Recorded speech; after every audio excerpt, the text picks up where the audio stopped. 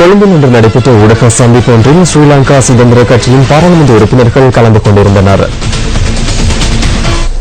தற்போது எங்களுடைய அதிமேதக ஜனாதிபதி மைத்ரிபால சிறிசேன அவர்கள் எங்களுடைய மக்களுடைய மனத்தை வென்று, அதாவது அவர்கள் நேர்மையாக உண்மையான எங்களுடைய மக்களுடைய பிரச்சனைகளை தீர்வு கொடுக்க வேண்டும் என்ற நேர்மையான ஒரு நோக்கம் இருக்கின்றதை மக்கள் உணர்ந்து இந்த முறை ஆதரவு தர வருகிறார்கள். அது மட்டுமல்ல, இந்த முறை இடம்பெயர்ந்த முகாமில் இருந்து மக்கள் வருகிறார்கள். ஏனென்றால் ஜனாதிபதி உத்தரவாதம் கொடுத்திருக்கிறார்கள் அவர்களை மீள குடியமற்றுவதற்கு.